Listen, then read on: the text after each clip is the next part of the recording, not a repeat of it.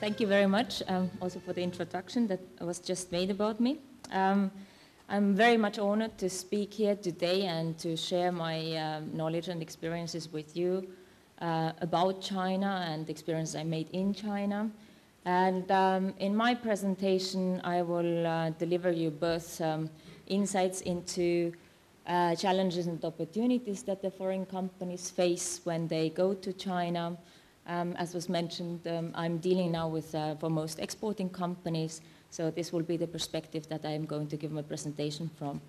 I'm very much, of course, pleased to see how much more varied the perspectives have become when dealing with China. Before, I think most of the business conferences were always directed or addressed to foreign entrepreneurs who wanted to go to China. Now I can also see that there are presentations actually directed to Chinese investors who come to Europe. So this is definitely something very new, and I welcome it very much. So thank you. So first of all, as I say, I combine in my presentation a bit of my personal experience as well as from a professional one. And I go back in time, as Hannes Hanso also did. I start from the 90s. It's the time when China used to be the Wild East. And this was also the time, the China that I got to know when I started to study in Heidelberg, first Chinese language and later on all about the culture and politics and economics and so on. But the information we got back then about China in the year 2000 was actually from the 90s, from the 80s, even from 70s and earlier. So the China I got to know was the Wild East back then.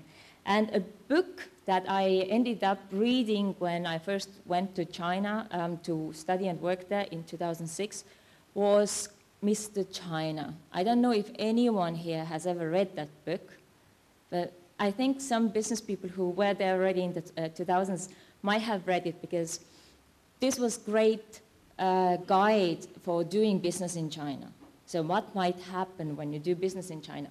It's a memoir by Tim Clissold, and I'm not here to actually promote his book, but I would still might like to make a short summary of the story. He's giving an account of, about doing business in China. So he went there in the 90s, teamed up with a Wall Street banker and a Chinese guy, and they ended up investing $400 million in China. And it sounds fine, but it all went wrong. And he's giving an account what happened. So he's just thinking what happened. And he faced really a lot of challenges when he entered China. He did good homework, though. He investigated all the sectors that they might invest into, from plastic and rubber sector to telecommunications to energy generation to automotive industry, which they chose in the end as the sector to invest into, and they visited about 100 factories. So they were well informed indeed, but things went wrong. What didn't they count with was that the perception of contracts in China, for example. To enforce contracts was extremely hard for them back then. They ended up having managers running off going to a trade fair in US and actually running off with the money from the bank. They ended up being locked up in a room, having Chinese workers from a factory attacking them just because they wanted to lay them off. They ended up having those chops, the seals that we now know that are so important in business in China, being robbed, and business decisions being made differently than they actually planned to. So these were all those challenges he didn't really prepare for. And he himself put it in an interview in the following words. I think we just completely underestimated how wild business can be in China, and how totally underestimated how far people would go in defending their economic interest, and just how much they think completely outside the box. I mean, the rules are there to be distorted and broken. So this was the China that he was dealing with in the 90s, and even in 2000s, this was definitely still the China to count with. And the last words when he's talking about rules and regulations are exactly the moment where I would like to continue to see, has there been any change in this? So next step, we go to the legal framework. So when we have a look, I did some research in the database, and I checked again how many laws and regulations were issued actually till 2005 when his book was on the market.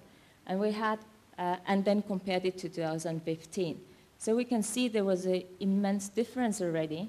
And just to see how many of these rules and regulations and laws were really effective in that relevant year, we can see that 2015 compared to 2005, we have 10,000 rules and regulations more effective. Yeah. So what we have here today, what we have in China today, is actually a highly regulated environment, business environment. So this is definitely a difference. So why is it important? Why does it matter, especially for business people? When we think of rule of law, and this is definitely a buzzword nowadays in China, rule of law is required for business persons to give them confidence that when they go into a country, their investments are safe. They know what is the legal environment, they know the rules, they know the rules of the game. If you have access to rules and regulations, you can get informed, you have transparency. So this is a good place to invest your money in. Yeah? You wouldn't like to invest it into a place where you don't really know what's going to happen next. And this is something that China has put a great emphasis on. When I was studying, actually finishing already my studies, I wrote my master thesis on labor contract law. And one question that came up, of course, when we're talking about laws and regulations is the implementation side. There's much skepticism concerning the implementation of rules and regulations in China. I just realized that if, doing my research, I realized that if there's indeed big interest of the government or of the leadership in implementing a law, they find a way how to do it. In the case of the labor contract law, they chose the way of raising awareness of the public, how to use the law. As one of the authors of a book put it, the law was really introduced as use the law as your weapon for the employees and laborers. So it was not just the government that had to implement the law, but it was indeed the public itself, the laborers, the workers themselves, who were educated about the law and thus were able to make sure that the law was also implemented correctly. And nowadays we have really easy access to all this kind of rules, laws, and regulations, and even in translation.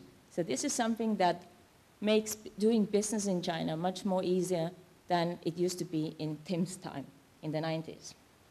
So if you ever want to check something, this is definitely a website to go to find some English language sources. Now, another thing that has changed is information we get on China. So again, when I started to study, people used to come to me whenever they read an article on China in the newspaper. They usually just cut it out and handed it to me and said, oh, you see, there's an article on China in the newspaper. And it was such a great news just to have China in the news. So that was in the beginning of 2000. And for the purpose of this presentation, I Googled a bit to see what Google can really give for the period from 95 to 2000, and then from 2000 to 2015. And to be honest, actually, first I Googled also from 90 to 2000, and I found only one Google result. And it was a Washington Post's entry on China. I mean, it's just a country entry on China. It wasn't even news.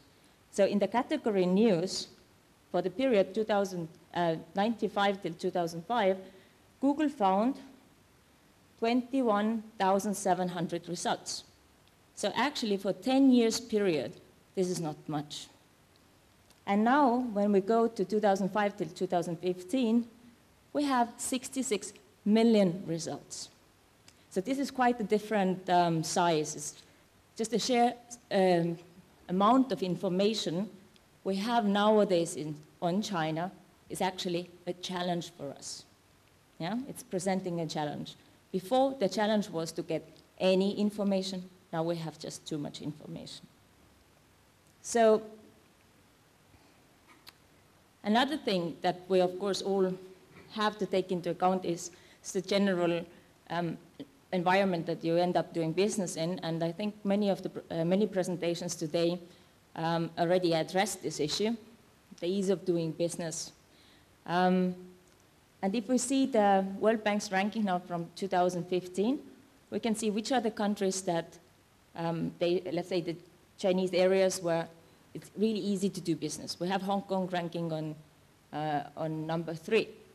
And it's easy because it's easy to start business in Hong Kong. It's easy to pay taxes. It's easy to, it's good to have protection for investors, minor investors also. It's easy to do cross-border trade from Hong Kong. Many companies have chosen Hong Kong also to do business with China. And enforce contracts. It's easy to enforce contracts.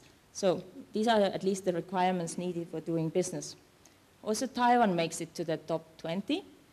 And now, where is China? I found China at number 90. So even today, China is not the easiest place to do business in. And it's number 90 from 189 countries that were ranked. And we can see what are the categories that China is then really lagging behind compared to Hong Kong. And it's indeed starting business.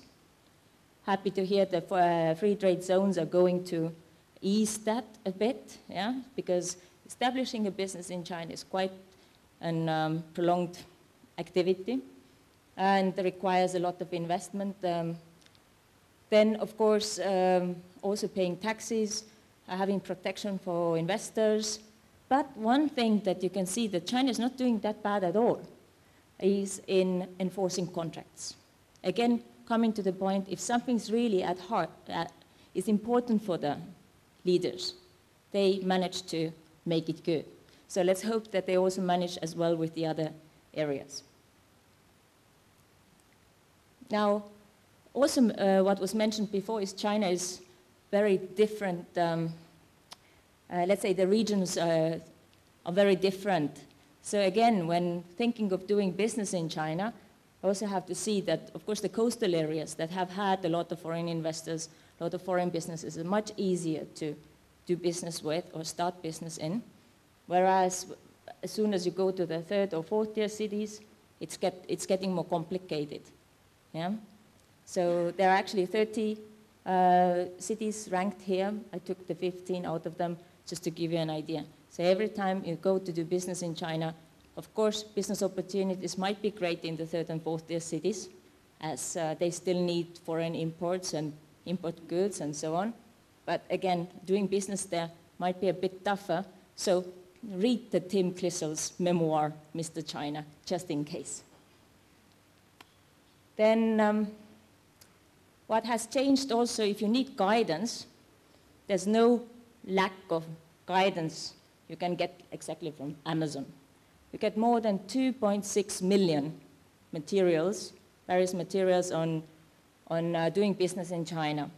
So you get information on Chinese business culture, etiquettes, business practices, strategies, whatever, legal issues, taxes, you name it. Yeah? You will get the information. So the opportunity is there to get informed. The challenge is there's just too much information. And this is bringing me to the second part of my presentation. So when you enter the Chinese market, the sources of information that you will definitely use are internet. We all know how to use Google.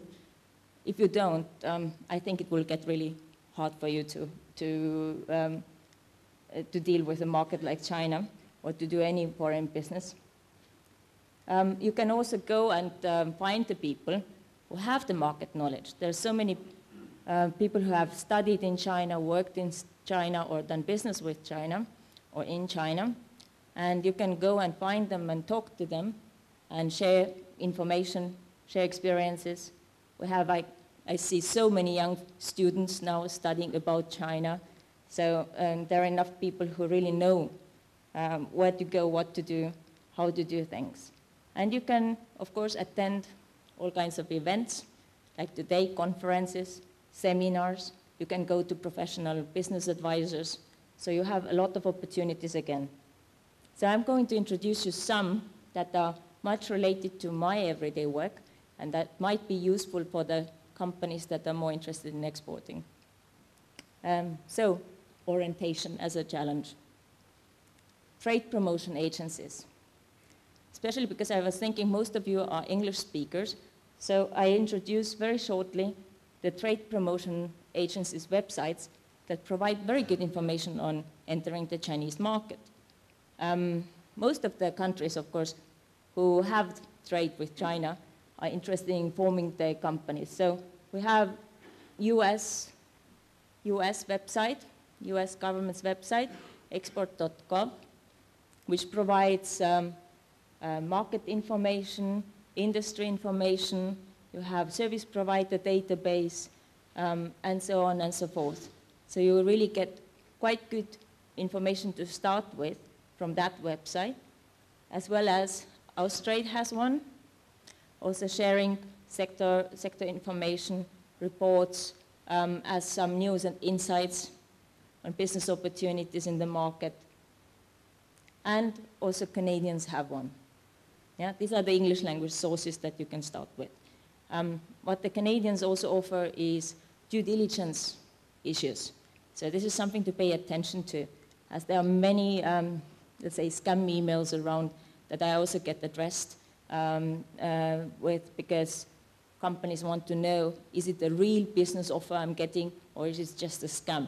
Yeah? So there's definitely need to figure out, is it the real one or not? Don't buy your tickets before you know, okay?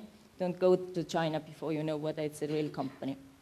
And then, of course, laws, regulations, and intellectual property protection, another topic that I think is of great relevance when dealing with China. And I will talk about this a bit later too. And for Estonian companies, Enterprise Estonia has, of course, our own website, Exporthina, where you can also find overview of the market entry procedures, information on laws and regulations, suggestions for partner search, advice on due diligence again, and you also find our services, events, and useful links. So this is for the Estonian companies. Now, also European Union has established lots of support structures for European SMEs, mostly. And I'm going to give a short overview of these too. So where to find information when you want to enter the Chinese market. There's European Commission's market access database you can start from. You can just enter, you can choose the country you want to export to, you enter the HS code of your product, and you can find information on tariffs, procedures and formalities, on statistics or trade barriers, for example. Yeah? So definitely a place to start from. It's not always up to date because it's a huge database, so, but at least it gives you a good idea what's expecting you. Then, talking about intellectual property rights. It's quite an issue also for companies. When we will later on talk about e-commerce and online sales, this is definitely something you should get familiar with, and as they put it, know before you go. Meaning, of course, before you even start to think of showing your products in China, whether it's a trade fair or online, you should get familiar with their materials. Because there were cases where, let's say the trademarks got registered by Chinese companies, and it's really, really expensive to buy them back. Yeah? So when you register your trademark yourself in China, it costs you maybe 200 euros. Takes you some time, but the rule is first come, first serve. So whoever gets there first to register trademark gets the trademark. So be aware of these issues before you even show your products. And they also help you to deal with counterfeits. So if you ever discover that there are counterfeits on the market, then also this is good address to turn to. Yeah, just for your knowledge. And of course the EU SME Center, which is now in its final phase, but offers really great information on the various sectors, on how to import various products into China. They have great expert pool. If you ever need you have specific questions and you need some help, you can contact them and they will give you some advice. They give you legal advice. And if you ever want the training for your stuff, they also wants to help you. So you just have to register with their website for free, and most of their services are for free. However, the services that are chargeable, do remember, Estonian companies, that we have a partnership with EU SME Center.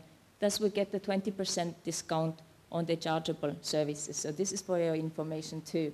So whenever you want to use anything of these services, also from the Knowledge Center, whether it's reports you want to buy, or from Training Center, Advice Center, yeah, you're welcome to turn to us to talk about this too. And of course the challenge of finding the right people. Again, I'm happy to see so many people who are interested in China, and I'm sure many of you have already experience and knowledge about it. And companies, of course, should hire people with the local knowledge. And sometimes, of course, before hiring a person, you might just, before even thinking of entering the market, you want to test it. So which is the good way to do it? ISEC is again a good partner here. Before we were also mentioning the problems of getting visas. So ISEC is helping to take care of all the administrative procedures.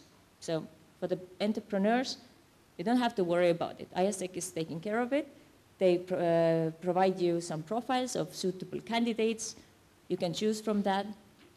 From these profiles, you can have an interview with the candidates.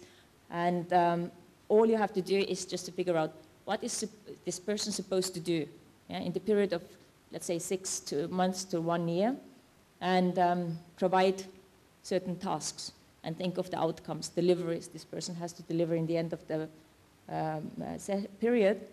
And that's it. This is how it goes. So it's definitely a good address to turn to in case you need people in your company to deal with the market and to have the local market knowledge. And attending the right events. I mean, you are at one already, but there are some more coming up. Maybe you've heard of EU Gateway program. There's now one coming up for China. The definite date is not set yet, but I already want you to be aware of it, because these are great programs. They help companies really to get to know the business culture, the business practices. They bring the companies together with right companies to start business with. And there will be 4 business missions altogether, or around 200 EU companies. And these companies are from specific areas. So if you're from green growth sector, or from service sector, or from agri-food sector, this is a program for you to pay attention to. Yeah? And I will, of course, forward the information as soon as I get any to the companies that have already are in our database, or you're welcome to contact me if you want to have the information on that. And then there are events that Enterprise Estonia is organizing too. We already have one trade mission to China happening right now in June. The next one is up in September, coming up in September. And this is still open for applications. The contact person is Anneli Deas. She's sitting here in the room, so you're welcome to talk to her if you're ever interested in attending the trade mission. And you can also get some information from the website. Or next thing we're going to do also is we attend again the Canton Fair in 2016 in May.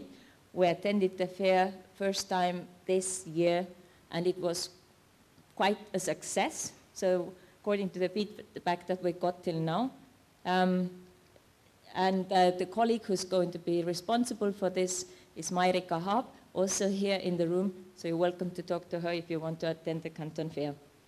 And of course, there will be some trainings coming up that you also might want to take part in or ask your colleagues to go to. And they start again from autumn. Anneli is responsible for that too. So this is information for Estonian companies who want to participate. And again, to know where to start from, if that was too much information already, then you're welcome to send us emails. You can contact me in Tallinn or my colleague in Shanghai, and we will answer your questions in case you need some further references, some contacts or whatever. You're welcome to contact us, and we'll see how we can help you. Okay. Thank you so much.